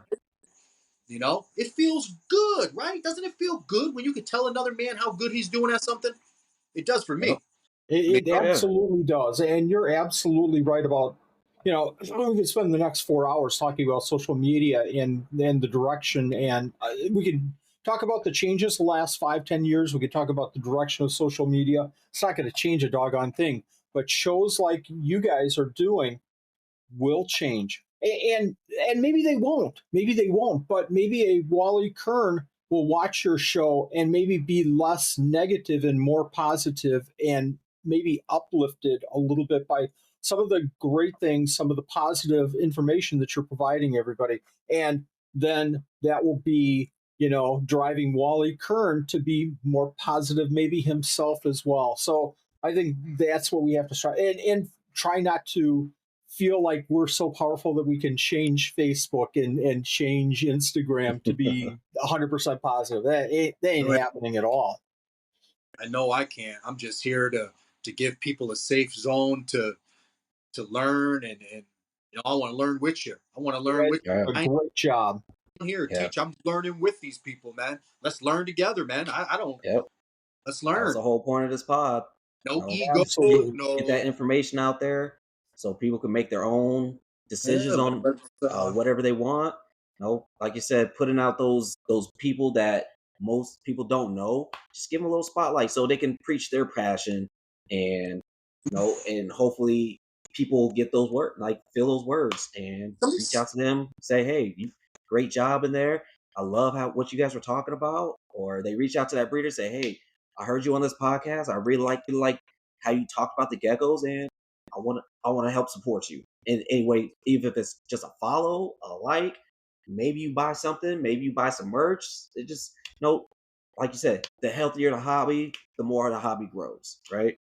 some people don't understand the one little girl, right? The one little girl that keeps a pet salamander, a single salamander, is just as important to this hobby as the man that's got a 10,000 square foot facility breeding 50,000 frogs. First of all, that one little girl is the future of the hobby, right? Second of all, the small fish, I don't know exactly how I've said this, but I've said this before, but it's all the little small fish in this pond that make up the hobby, right? Like no one person is the hobby. No one person is. Collectively, we are a hobby. You know, Yes. it's and I feel like that people are so scared to like, oh, I don't know how to say because I only keep one gecko, or you can learn just as much and probably more about with one gecko than the man with 200 can. You are just Yes. big enough. You are just as big as a part of this hobby and as big as a contribution to this hobby as, again, like I said, the man with 10,000 geckos in a 100,000 square foot facility. Man, every single person that keeps a reptile is part of this hobby. Every single person that keeps a reptile matters in this hobby.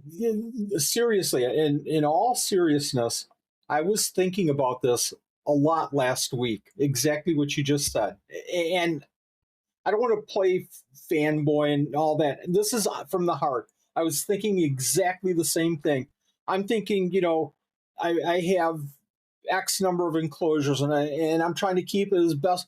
But really, am I doing the right thing? Joe and Sue and Peggy over here are keeping two animals, and they're keeping them, and they can watch their animals so much better than I can watch my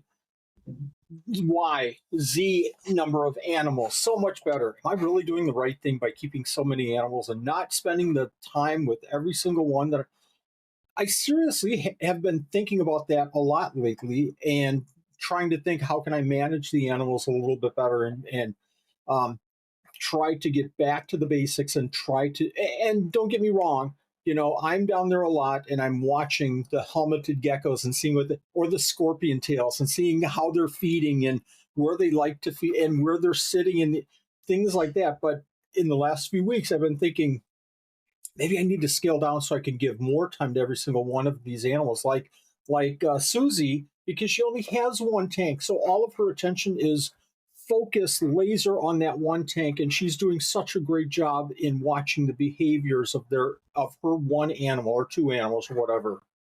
What a great point. But Yep. you're unique too, though. I mean, I wouldn't exactly put you in the boat, and God knows I wasn't referring to you by any means. But you No, are. no, no, no, no. You don't just go out and buy 100 geckos. You have over 25 years studied a species, learned a species, taken on a new species. Doesn't mean you forgot about what you learned. You took that and you started teaching. Now, teaching about the one species you learned keeps it on your mind, and you're still refreshing yourself every day. You get to teach someone about something you already have. Wally, I've Yeah. been watching you for years. I know what you do. It's a brilliant thing that you do. Again, super unique, super unique.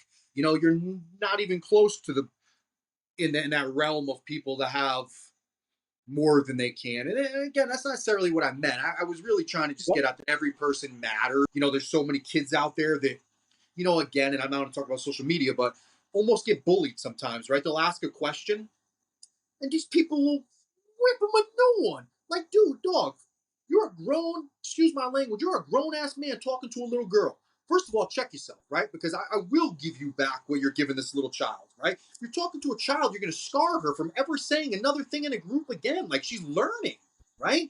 Like, people, so you're definitely not even on that spectrum. It's just that little girl matters as much as that man who's sitting there laughing at her, telling her she knows nothing. Yep. It's I think you're spot on, and I probably said it the wrong way, but my point was hoping to build on your point that everyone that keeps one or two animals, because you have the time and you have such a passion for that one or two animals, believe me, you're watching and learning more from your animals than probably me or anybody else that has more than 5 or 6 or 10 animals. Bless you for watching, but please, if you see behaviors, if you have questions, bring them up, and bring them up to good people like you guys, Joe Hupp, bring them to me, and there will be no bullying involved, Yeah, period. yeah. Send a DM. about If you don't feel comfortable saying it on the Facebook group, send a person a DM. Like I get yeah. DMs all the time about how do you take care of chauffeurs, and I'm like, it's 2 o'clock in the morning. I'm still going. I'm like, okay, boom, boom, boom, boom. Like You're a if I crazy wake man up and look at my in the phone, morning. well, I have to just because. So with my job, I have to look at my phone at like 2, 3 in the morning because I'll get text. I'm sick. I'm not coming in. Then I got to kind of figure out a game plan. So then I'm looking, scrolling, like okay, answer this question. Oh, this employee called out. Let me go ahead and do this. Oh, got another question on IG, another one on Facebook. All right, cool. Now go back to sleep for a couple hours. Jason, if you look on your phone, right about here is the off button. If you press I that, can't. your I phone will go can't do off, it. and you can get some much needed rest. I can see Yeah, the I can't. bags under your eyes right In now. 5 years. I'm just afraid Yeah, to figure turn it back on. I don't know if I know how to turn my phone back on if it went yeah, off. yeah. That's That's it's me. you're While it's the corporate world, man. Like I I work for a corporation and I'm salary, so I'm 24/7 I'm available. It sucks, I but it's the way of life right now. I know it too well, and I'll share just real quick. I know we're thousands of miles off topic now, but anyways, I was in the corporate world for years and years and years, and I was the person just like you. 2 o'clock in the morning, shoot, now what do I do? Okay, let me get some people on the phone, and at 2 o'clock in the morning, let's talk this through, because at 6 o'clock, when everybody comes in, this problem will not exist, right? Right? Yep, So yeah, exactly. yeah, it's hard, but you adjust your life and you live it, and you Oh yeah, figure out ways to live around that, I think. But yeah, yeah. I mean, I like I tell you said, what, I'm once you're retired, Jason, once you're retired, it's like what 2 o'clock in the morning phone call. I don't remember that world at all. It's so yeah. far in the No, it'll just past. be all geckos, It's all all geckos, reptiles. man. Yeah, I might be going to sleep at like 2, 3 in the morning because after I'll be working in the room so long. But It's all yeah, 2 o'clock in the morning. Is all Gecko Exchange podcast. Okay, I've got 2 hours to watch this. Cool. yep. I was listening to one of our episodes when I was Ubering today. I was like, all right, let's see how I sound on this thing. Let's see. But I mean, we're pretty much done with the whole gecko stuff. So I got my one last question actually is, so I mean, you're OG in the hobby, right? And what have been some of your biggest failures, and what kind of experiences have you learned from those? Oh my gosh. There's so many. I have a list. Let me send you my spreadsheet of all my failures. I think it's.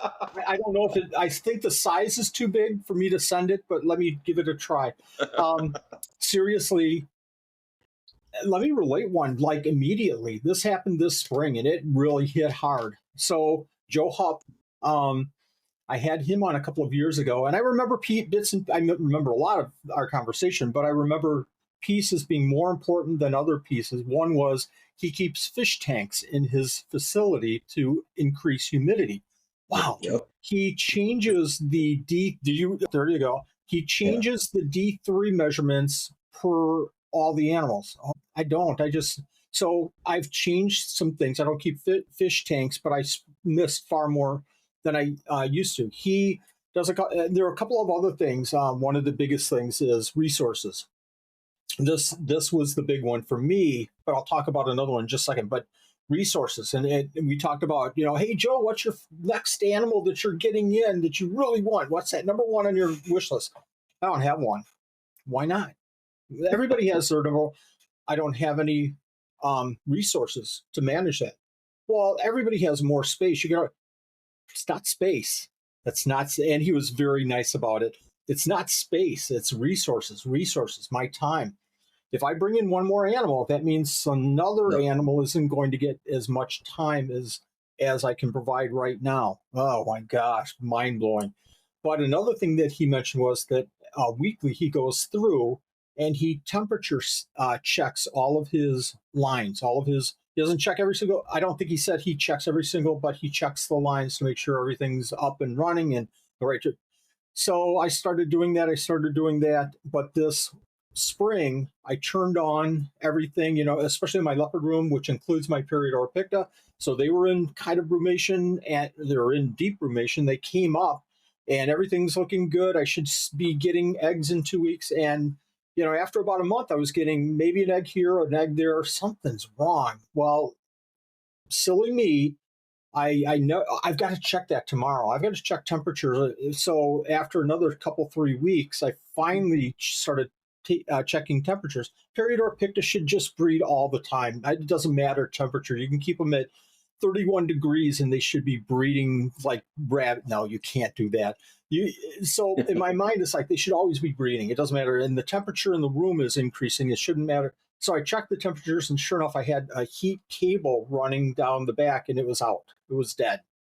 Oh wow. So Okay. immediately, that weekend, I drilled out holes and I strung another heat cable on the back, put backing on that tank too, and set it up with the right thermostat and everything. And within 2 weeks, everything was back up. But I lost a good 2 months of breeding Periodora picta. So my projects are now, I'll say I probably lost a third of my season and a third of my eggs and a third of my, 2 or 3 very, very special projects.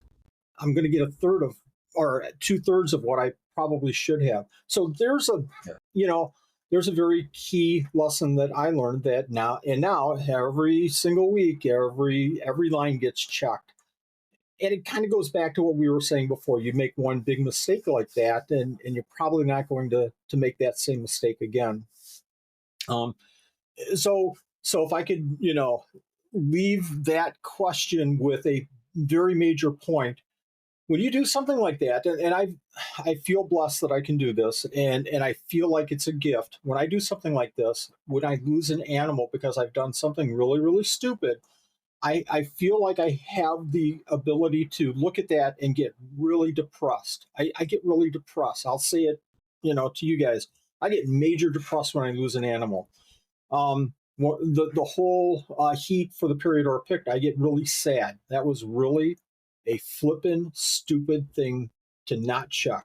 What are you thinking? You cannot do that. You're running this facility and you do something stupid like that, and I'll go off and I'll watch the Flintstones for about 3 hours and just veg and just beat myself up. Yeah. But I feel like I have the gift to then put down the remote. Okay, here's what we're going to do different. So I go from that really sad or really angry at myself to, okay, here's how we're going to not let that ever happen again. So the wheels start grinding again, and here's the plan. And I'll put painter's tape up, or I'll put a reminder on my calendar. I'm going to do something so I never let that happen again. So if anything, self-forgiveness. Everybody's going to make mistakes. Don't get so down on yourself that you can't drop it. Feel bad, feel sad, then start thinking about it and improve and drop it and move on. Move on. Everybody makes mistakes. You made a mistake. I make probably way bigger mistakes than you, viewers. Move on. Self-forgiveness. All right. Well, contrary to Jason's last question, I want to ask, after all these years, what would you say your greatest success has been? That's a tough one. Okay. So one thing that we did, a couple of things. I'm going to name two things, but they kind of relate to each other. So I feel like I'm really, really good with space utilization. This is why I never kept dart frogs. If I kept dart frogs, every inch of this house would be filled with dart frogs. Wally, don't you dare keep dart frogs. It's an obsession, kind of, sort of, but it's also more about the space utilization. And I bet you I can get 3 enclosures here instead of just 2. So having said that, one of the big things that I did early on with the Crusted Geckos was that I built my own racks. And they're 19 quarts, so it's a great, 2-month to about 6 to 7 month old grow out rack. And these are on like just slats for legs. So, you just slat pieces of wood with melamine. I don't like using melamine, but these are like now 15 or 16 years old. Melamine for shelves, a few screws, and I have one, 2, 3, 4 of these racks, and each one holds about 18 tubs, 19 quart tubs. And they went up, like I just said, 14, 15, 16 years ago, and now they're maybe getting a little bit old, but they still function. I have to put ties to hold them all together, but they're still functioning. A hole in the opening, or a couple of holes, screen, so I can mist quick mist, and they're all set up the same. So when I have to feed, when I get to feed, I pull out the old dish, I put the new one in the same exact place, and I can do all 4 of these racks in a matter of minutes with a Crusted Gecko diet.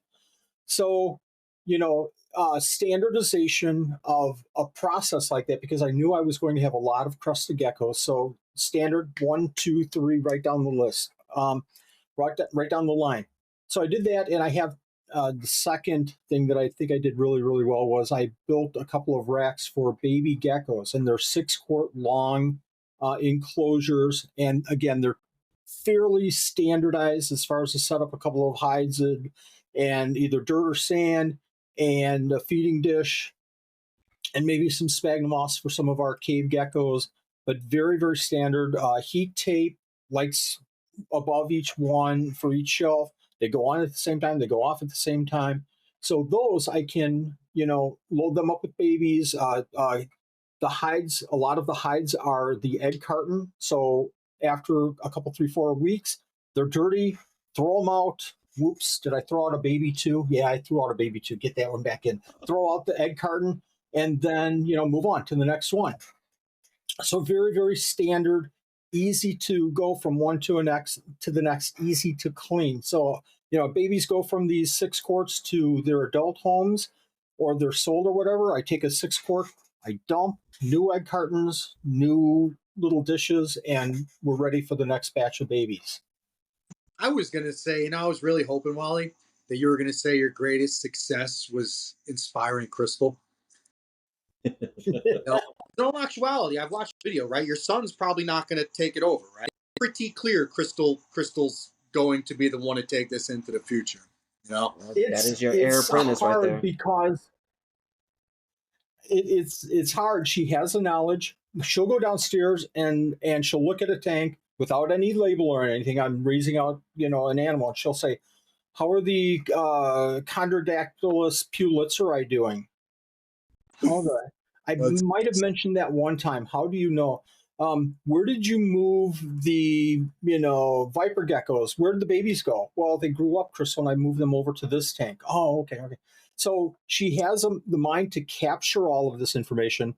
But I told her, you don't get to take care of the business. I don't pass on the business to you until you go through every tank and clean the gecko poop. And she just gives me that look like, I know. Yeah. She does shows, and she's got to be doing gecko poop. Posted a video or maybe it was pictures of her vending a show, and she was just like mid-conversation at the show, and I'm like, this kid is like, she's gonna be it. She's gonna be like a Zoom Med rep, or like she's gonna be something in this. Like she's. I think so. If she and one of the things that I did with our kids is, the three boys, the oldest, I started doing shows with, and immediately he was outselling me within probably about 3 or 4 shows, because I do this. I do this all the time with a customer. I talk to the customer, and, oh, by the way, your substrate, and Christopher's like, oh, here's how you care for them. Now let's get to which gecko are you looking at to buy? So he's very direct without being rude. He's a very good salesman. My middle son was behind the table the whole time, counting the money or looking at the supplies. Oh, I need to put 2 more of it. So he was the inventory guy. Tim, our youngest son, came to about 3 or 4 shows, and it was like, I have no interest in being here whatsoever, Dad. I just want to go home. So, a couple shows, and he was out. Tim, that's okay. It's okay. You don't have to come and help at the shows. That's fine. Christopher probably spent about 4 or 5 years, and then one of his first jobs was selling cars. Jordan just likes to be in the inventory thing, and he'll help out a whole lot with the Supreme Gecko, with the inventory and the Supreme isopod chow, making batches of that and doing special things like that. But he doesn't want to be now with the shows, because he has his own life and his own business and working things. Crystal, my point being that I don't force any of them to do anything. So if Crystal wants to take care of social media and do all the posting, my gosh, that's such a need, right? I'm trying to get my kids. God bless. That's awesome. Right on. So I'm not going to force them, but just going through it. And she spent 8 hours or whatever at Schaumburg with us yesterday, and just hearing the conversations and meeting people and seeing how the networking is done and gathering information, and and she'll spend some time seeing pictures, and it just builds the base. So we get a little bit of business knowledge to her, and the reptile base information, and whatever you want to do, Crystal, is fine. If you want to take care of the business, if you want to take over the business, cool. If not, cool. If you want to help out with social media, wonderful. That's where I need it. It's a great way to teach, man. All you can do is present opportunity. There can't be no success without opportunity, right? Like, you're giving her the chance. She's clearly, in my, from where I'm sitting, she's absorbing, man. She's absorbing it. She likes it, man. She will be special in this hobby thing. Now, what she does, she'll probably far outshine any of us. Being that she's so young, and by the time she gets to our age, it will be her whole life. She God bless, man. God bless. That's a beautiful thing, man. One other time I was watching a podcast, and she was of yours or something. She was out somewhere, but she just came on and was just talking and I'm like, this is a child, but brilliant, man. Brilliant networking. Her whole knowing, clients from shows, and knowing all types. just super special, man. She's a personality, and we asked her in the car going to Schaumburg, driving down to Schaumburg, 2 hour drive, and I said, Crystal, what do you want to see at Schaumburg? And I thought for sure she would say, well, I want to hold a couple of snakes and do this, and she said, I want to meet Illinois Illinois Valley Gecko, and I want to meet Brittany from DAB, and she named off probably 3 people, maybe 4. That's who I want to meet. So in her mind, she's already thinking through I want to talk to these people because this is going to be maybe a place where I don't get to talk to them again. And I want to go to Snake Discoveries and talk to Emily. That's it. She's going to be HR of Sabrina. She's going to be human resource. She's going to be she's going to handle all of your networking and everything, man. That's super cool, man. That's really cool. Not a chance. She'll probably get to the age where she moves out, and I say, Crystal, are you going to take over Supreme? No, Grandpa, I'm doing my own business with snakes. That's small potatoes, that Supreme Gecko stuff. You keep that little business. I'm doing snakes, and I'm going to be the biggest snake breeder in the world. Oh, look, she's still in the hobby. That's all that matters. That's right. Nice. Listen, if it wasn't for what you exposed her to, God only knows, I mean, I don't want to get into it because it really doesn't matter, but I feel like parenting, good parenting, grandparenting, fathering, mothering, or the lack of is a huge part of what's happened in this country lately. And if we could get all these kids back to us, then we could fix a lot of the problems that are going on in this country, man. It's a tough point here because every parent has different philosophies. Mine was always lose the battle, win the war. Back and forth a little bit. Christopher, our oldest, was a debater. So he would debate a bit. So eventually I find Christopher.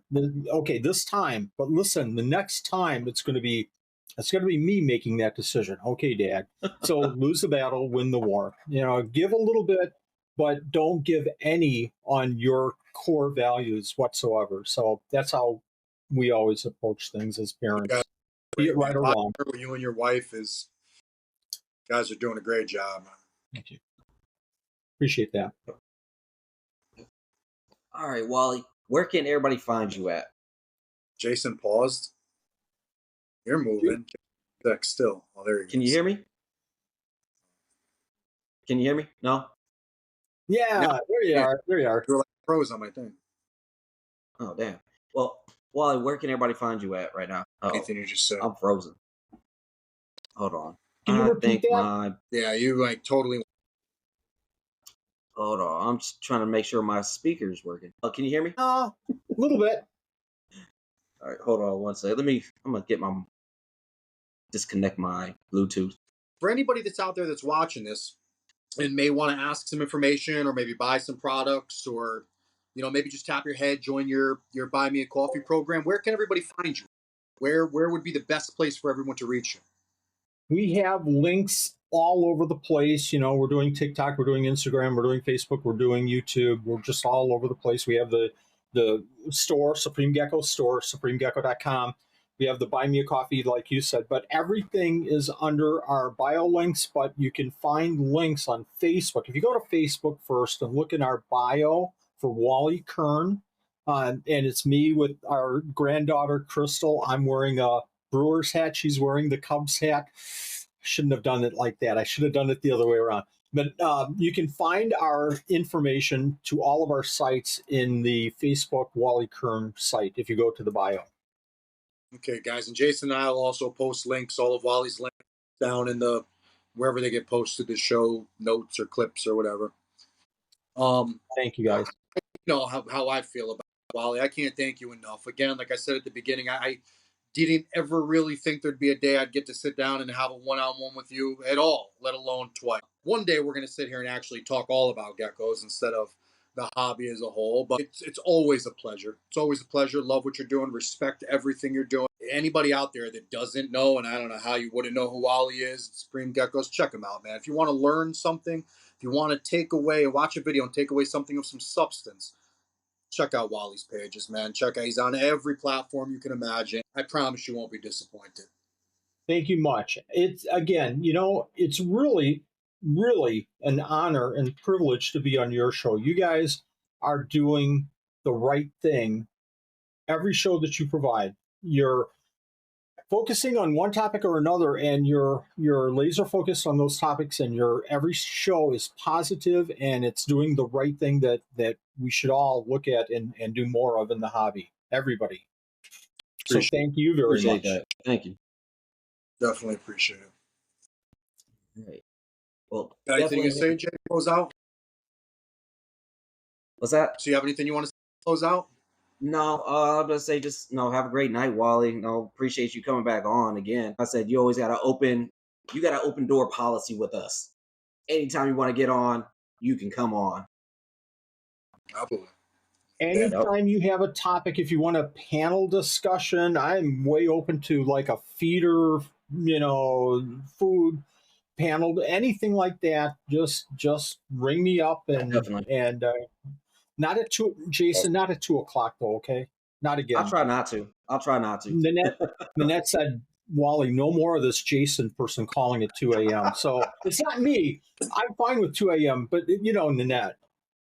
Yeah, it's okay. It's all right. All right. Definitely have a great night, Wally, okay? Thank you, guys. Keep up the good work. Thank you.